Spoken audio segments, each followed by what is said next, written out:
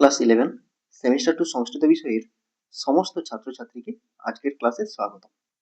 আজকে আমরা ক্লাস 11 দ্বিতীয় সেমিস্টারের শর্ট প্রশ্নের সাজেশন নিয়ে আলোচনা করব।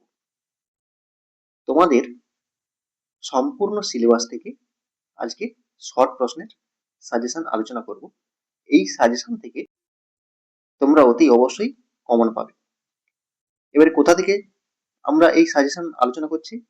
গদ্যাংশ থেকে, পদ্যাংশ থেকে, নাট্যাংশ থেকে, বৈদিক সাহিত্য থেকে, মহাভারত থেকে, আর হচ্ছে গীতিকাব্য থেকে।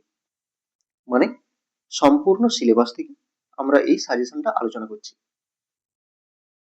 এখানে দেখো গদ্যাংশ একটা আছে। গদ্যাংশ কি? প্রতিজ্ঞা সাধনম। এই একটা গদ্যাংশ এখানে আছে। এবারে এখান থেকে যে যে প্রশ্নগুলো আমরা আলোচনা করব সেগুলো হচ্ছে, দেখো, প্রথম প্রশ্ন অত্যন্ত গুরুত্বপূর্ণ প্রশ্ন। প্রতিজ্ঞা সাধনম গদ্যাংশের উৎস কি? অম্বিকা দত্ত ব্যাস বিরচিত শিবরাজ বিজয়ম এর প্রথম বিরামের চতুর্থ নিঃশ্বাস হল প্রতিজ্ঞা সাধনম গদ্যাংশের উৎস। অত্যন্ত গুরুত্বপূর্ণ প্রশ্ন, অবশ্যই ভালো করে তৈরি করে রাখবে। দ্বিতীয় প্রশ্নটাও গুরুত্বপূর্ণ প্রশ্ন। যে যে প্রশ্নগুলোতে স্টার মার্ক দিচ্ছি সেগুলো অতি অবশ্যই করে রাখবে। শিবরাজ বিজয়ম এর নায়ক কে ছিলেন? শিবরাজ বিজয়মের নায়ক ছিলেন বা নায়ক হলেন শিববীর বা ছত্রপতি শিবাজী। এরপরে দেখো 3 নম্বর, এটাও অত্যন্ত গুরুত্বপূর্ণ প্রশ্ন।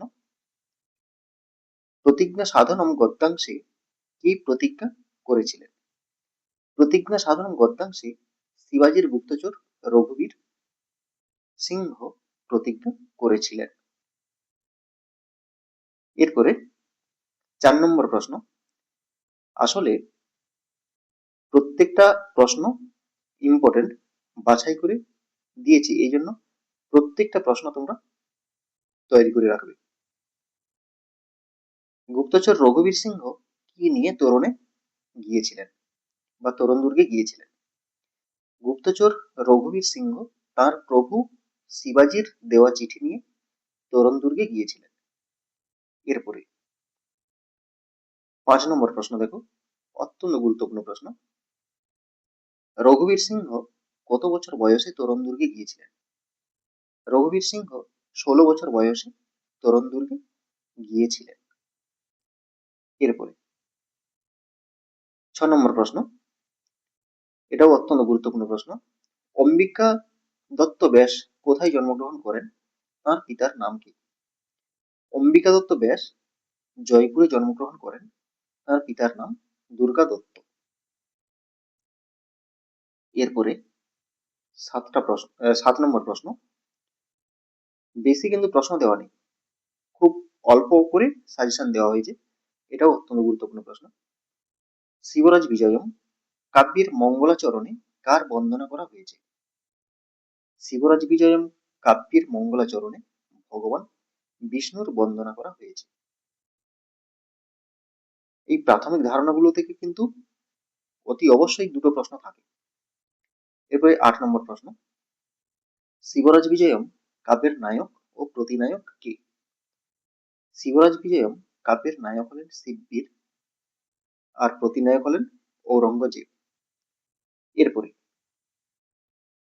9 নম্বর প্রশ্ন। 9 নম্বর প্রশ্ন হচ্ছে, শিবরাজ বিজয়ম কোন শ্রেণীর কাব্য? এর প্রধান রস কি? শিবরাজ বিজয়ম আখ্যায়িকা শ্রেণীর গদ্য কাব্য। এর প্রধান রস হচ্ছে বীর রস। এরপরে গদ্যাংশ শেষ। গদ্যাংশে মোট তাহলে প্রশ্ন দেওয়া হলো 9টা। গদ্যাংশে মোট 9টা প্রশ্ন দেওয়া হলো। এই 9টা প্রশ্ন খুব ভালো করে করবে। এরপরে দেখো পদ্যাংশ। পদ্যাংশ হচ্ছে ঋতুচর্চা।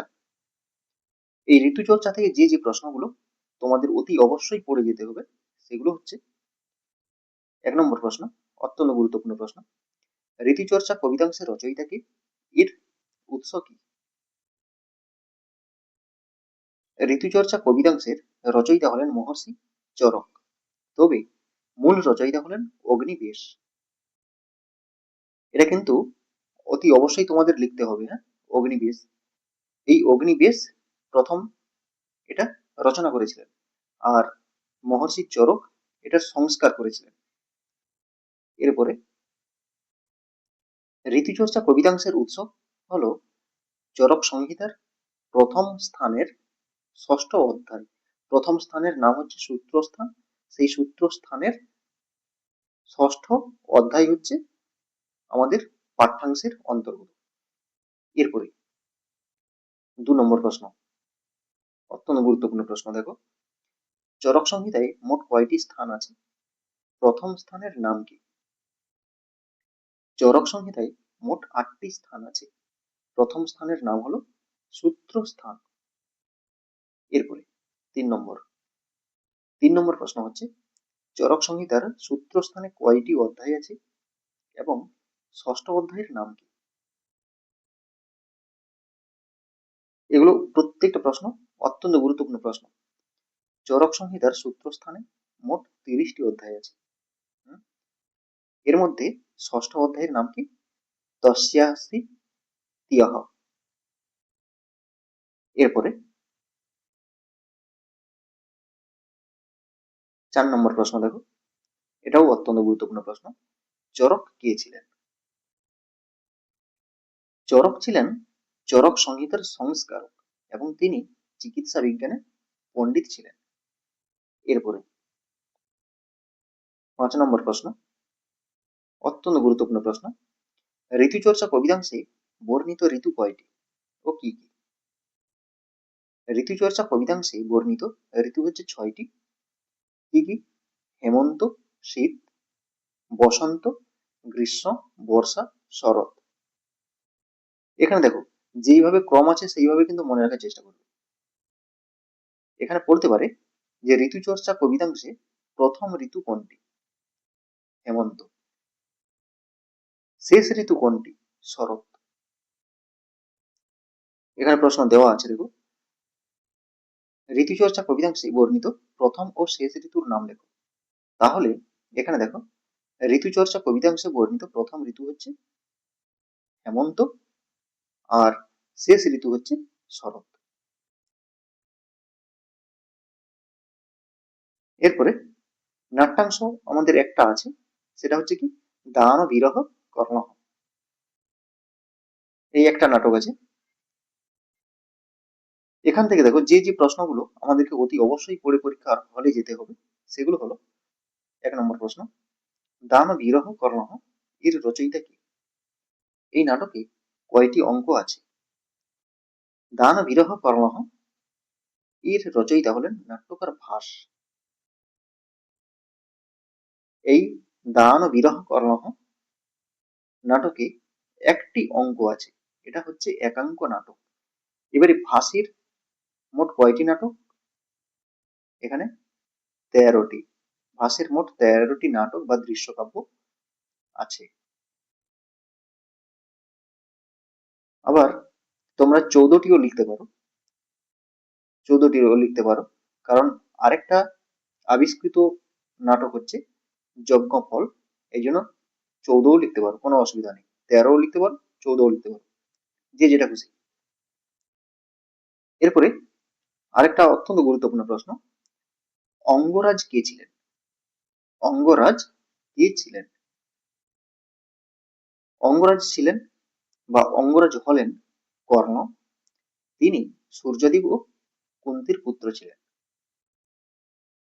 এরপরে 3 নম্বর প্রশ্ন, কর্ণ ব্রাহ্মণ বেশধারী ইন্দ্রকে কোন দেশে জাত অশ্ব দান করতে চেয়েছিলেন? কর্ণ ব্রাহ্মণ বেশধারী ইন্দ্রকে কম্বোজ দেশে জাত অশ্ব দান করতে চেয়েছিলেন। অত্যন্ত গুরুত্বপূর্ণ প্রশ্ন। এরপরে 4 নম্বর প্রশ্ন, যেটা কর্ণের সারথি কে ছিলেন? তিনি কোন দেশের রাজা ছিলেন? কর্ণের সারথি ছিলেন শল্য, তিনি মদ্র দেশের রাজা ছিলেন। এরপরে দেখো 5 নম্বর, এটাও অত্যন্ত গুরুত্বপূর্ণ প্রশ্ন। কর্ণকে কি কি অস্ত্র প্রদান করেছিলেন? কর্ণকে দেবরাজ ইন্দ্র বিমলা নামক অস্ত্র প্রদান করেছিলেন। এরপরে 6 নম্বর, এটাও অত্যন্ত গুরুত্বপূর্ণ প্রশ্ন। আসলে সবগুলো তো বাছাই করে এখানে তুলে দেওয়া হয়েছে না, এই জন্য কোনোটা বাদ দেওয়ার নেই। দান বিরহ কর্ণহ নাটকে কয়টি চরিত্র দেখা যায়? দান বিরহ কর্ণহ চরিত্রে 4টি চরিত্র দেখা যায়। কর্ণ, শক্র, শল্য আর দেবদূত। এরপরে 7 নম্বর প্রশ্ন দেখো, এটাও অত্যন্ত গুরুত্বপূর্ণ প্রশ্ন। মহত্তরং ভিক্ষাং যাচে, কে কার কাছে মহত্তর ভিক্ষা প্রার্থনা করেন? দেবরাজ ইন্দ্র কর্ণের কাছে মহত্তর ভিক্ষা প্রার্থনা করেন। এরপরে 8 নম্বর প্রশ্ন, এটাও গুরুত্বপূর্ণ প্রশ্ন। শক্র কে? তিনি কি জন্য কর্ণের কাছে আসেন? শক্র হলেন দেবরাজ ইন্দ্র। ব্রাহ্মণ বেশধারী ইন্দ্র কবচ কুণ্ডল গ্রহণের জন্য কর্ণের কাছে আসেন। এই গেল দানবীর কর্ণ থেকে। এখানে দেখো, এখানে মাত্র 8টা প্রশ্ন দেওয়া হয়েছে। এরপরে দেখো বৈদিক সাহিত্যের ইতিহাস। বৈদিক সাহিত্যের ইতিহাস থেকে যে যে প্রশ্নগুলো আমাদেরকে পড়তে হবে সেগুলো হচ্ছে কি, বৈদিক ছন্দ কয়টি ও কি কি? Very very important. বৈদিক ছন্দ কয়টি ও কি কি? বৈদিক ছন্দ হচ্ছে 7টি। কি কি? গায়ত্রী, উষ্ণিক, অনুষ্টুপ, বৃহতি, পংক্তি, ত্রিষ্টুপ আর জগতি। এখানে বলতে পারি গায়ত্রী ছন্দে মোট কয়টি অক্ষর আছে? 24টি। এবারে উষ্ণিক, এখানে তো 24 আমি উল্লেখ করে দিয়েছি, তাহলে উষ্ণিকে কত? যদি বলে উষ্ণিকে কত, এখানে 24 প্লাস 4 28। অনুষ্টুপে 28 প্লাস 4 32। বৃহতিতে 32 প্লাস 4, মানে প্রত্যেকটাতে 4 4 করে যোগ হয়ে যাবে। এই 24-এর সঙ্গে 4 যোগ হলে উষ্ণিক 28 হলো। এবারে এই 28-এর সঙ্গে অনুষ্টুপের 4 যোগ হলে 32, তাহলে অনুষ্টুপে 32। এরকম 4 পর পর 4 যোগ হয়ে হয়ে অক্ষর সংখ্যা হয়ে থাকে। এরপরে দেখো 2 নম্বর প্রশ্ন, অত্যন্ত গুরুত্বপূর্ণ প্রশ্ন। নিরুক্তের রচয়িতা কে? এতে কয়টি কাণ্ড আছে? নিরুক্তের রচয়িতা হলেন আচার্য যাস্ক। নিরুক্তে 3টি কাণ্ড আছে, নৈঘণ্টুক কাণ্ড, নৈগম কাণ্ড আর হচ্ছে দৈবত কাণ্ড। এরপরে 3 নম্বর প্রশ্ন, যেটা গুরুত্বপূর্ণ প্রশ্ন দেখো, মহর্ষি পাণিনি রচিত গ্রন্থের নাম কি? এতে কয়টি অধ্যায় আছে? মহর্ষি পাণিনি রচিত গ্রন্থের নাম হচ্ছে অষ্টাধ্যায়ী। অষ্টাধ্যায়ী গ্রন্থের অষ্টাধ্যায়ী গ্রন্থে 8টি অধ্যায় আছে। এরপর 4 নম্বর প্রশ্ন দেখো, বেদাঙ্গ কয়টি ও কি কি? বেদাঙ্গ হচ্ছে 6টি। কি কি? শিক্ষা, কল্প, নিরুক্ত, ব্যাকরণ, ছন্দ ও জ্যোতিষ। এগুলো মনে রাখতে হবে, এগুলো পড়বে কিন্তু। এরপরে 5 নম্বর যেটা ইম্পর্টেন্ট প্রশ্ন, আয়ুর্বেদের উৎস কোন বেদকে বলা হয়? আয়ুর্বেদের উৎস অথর্ববেদকে বলা হয়। এরপরে 6 নম্বর প্রশ্ন, যজুর্বেদের কয়টি ভাগ ও কি কি? যজুর্বেদের কয়টি ভাগ ও কি কি? অত্যন্ত গুরুত্বপূর্ণ প্রশ্ন দেখো এটা। যজুর্বেদের 2টি ভাগ, একটা হচ্ছে কৃষ্ণ যজুর্বেদ তৈত্তিরীয় সংহিতা, শুক্ল যজুর্বেদ বাজসনেয়ী সংহিতা। এরপরে 7 নম্বর, অত্যন্ত গুরুত্বপূর্ণ প্রশ্ন, ভেরি ভেরি ইম্পর্টেন্ট। এখান থেকে একটা তো পড়ার চান্স প্রবল। রচনা আর রচয়িতা, এখান থেকে একটা অবশ্যই থাকবে। নিরুক্ত কে রচনা করেন? নিরুক্ত রচনা করেন আচার্য যাস। অষ্টাধ্যায়ী কে রচনা করেন? অষ্টাধ্যায়ী রচনা করেন মহর্ষি পাণিনি। ছন্দসূত্র ছন্দসূত্রের রচয়িতা হলেন আচার্য পিঙ্গল। জ্যোতিষশাস্ত্রের রচয়িতাকে লগধাচার্য। এই চারটা থেকে অতি অবশ্যই একটা তো কমন থাকবেই। এরপরে 8 নম্বর দেখো, এটাও গুরুত্বপূর্ণ প্রশ্ন। কোন বেদের আরণ্যক নেই? এখানে বলেছে কি কোন বেদের আরণ্যক নেই। এই বেদের একটা ব্রাহ্মণ গ্রন্থের নাম লেখো। অথর্ববেদের আরণ্যক নেই। এখানে বলেছে কোন বেদের আরণ্যক নেই? অথর্ববেদের আরণ্যক নেই। এই অথর্ববেদের একমাত্র ব্রাহ্মণ হলো গোপদ ব্রাহ্মণ। এখানেও 8টা প্রশ্ন দিয়েছি। এই 8টা প্রশ্ন তোমরা অতি অবশ্যই ভালো করে মুখস্থ করে রাখবে। এরপরে মহাভারত থেকে দেখো, মহাভারত থেকে যে প্রশ্নগুলো আমাদেরকে জানতে হবে সেগুলো হচ্ছে কি, 1 নম্বরে মহাভারতের রচয়িতা কি এবং এই মহাভারতে মোট কয়টি পর্ব আছে? উত্তরে দেখো, মহাভারতের রচয়িতা হলেন মহর্ষি কৃষ্ণ দ্বৈপায়ন বেদব্যাস। এই মহাভারতে মোট 18টি পর্ব আছে। এরপরে 2 নম্বর প্রশ্ন,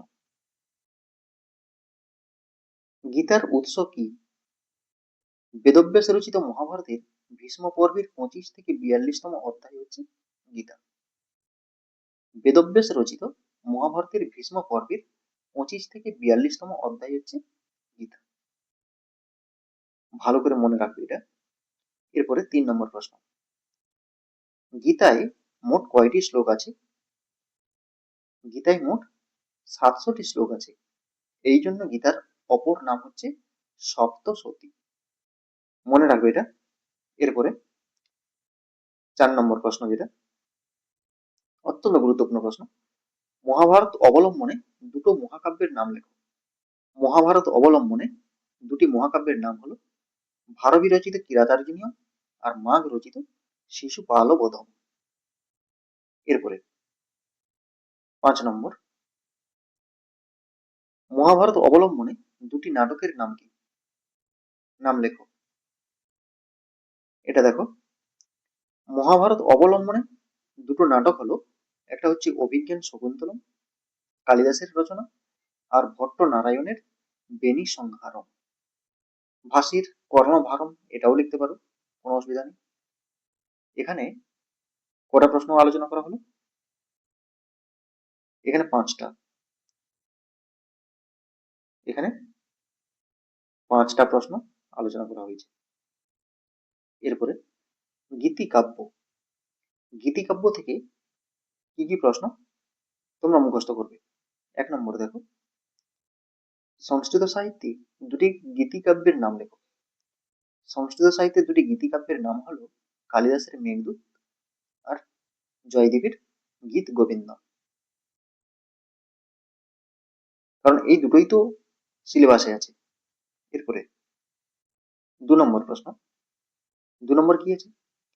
কালিদাস রচিত মেঘদূতে কয়টি ভাগ আছে? কালিদাস রচিত মেঘদূতে কয়টি ভাগ আছে? কালিদাস রচিত মেঘদূতের দুটি ভাগ, একটা হচ্ছে পূর্ব মেঘ আর একটা হচ্ছে উত্তর মেঘ। Very very important. এগুলো অতি অবশ্যই জানতে হবে। 3 নম্বর, এটাও অত্যন্ত গুরুত্বপূর্ণ প্রশ্ন, মেঘদূত কোন ছন্দে রচিত? এর নায়ক কে? মেঘদূত মন্দাক্রান্তা ছন্দে রচিত। এর নায়ক হলেন যক্ষ। প্রত্যেকটা প্রশ্ন কিন্তু ভেরি ভেরি ইম্পর্টেন্ট। বারবার একটাই কথা বলছি, প্রত্যেকটা প্রশ্ন ভেরি ভেরি ইম্পর্টেন্ট। এই প্রশ্নগুলো না পড়ে কখনো পরীক্ষার হলে যাবে না। 100% এই প্রশ্নগুলো তোমাদেরকে জানতে হবে। এরপরে 4 নম্বর প্রশ্ন, এটাও অত্যন্ত গুরুত্বপূর্ণ প্রশ্ন, জয়দেব রচিত গীতগোবিন্দম কাব্যে কয়টি স্বর্গ আছে? এর প্রথম স্বর্গের নাম কি? জয়দেব রচিত গীতগোবিন্দম কাব্যে মোট 12টি স্বর্গ আছে। এর প্রথম স্বর্গের নাম হলো সামদ দামোদর। সামদ দামোদর। এবার 5 নম্বর, অত্যন্ত গুরুত্বপূর্ণ। জয়দেবের জন্মস্থান কোথায়?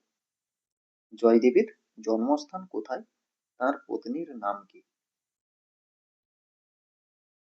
ভারতের পশ্চিমবঙ্গ রাজ্যের বীরভূম জেলার কেন্দুবিল্ব গ্রামে জয়দেবের জন্ম। তার পত্নীর নাম হলো পদ্মাবতী। এরপরে 6 নম্বর প্রশ্ন, এটাও অত্যন্ত গুরুত্বপূর্ণ প্রশ্ন। মেঘদূত কাব্যে কে কাকে কোথায় নির্বাসন করেছিলেন? মেঘদূত কাব্যে কুবের যক্ষকে অলকাপুরী থেকে রামগিরি পর্বতে নির্বাসন করেছিলেন। এখানে এই ছটা প্রশ্ন তোমাদেরকে দিলাম, এগুলো অতি অবশ্যই তোমরা মুখস্থ করবে।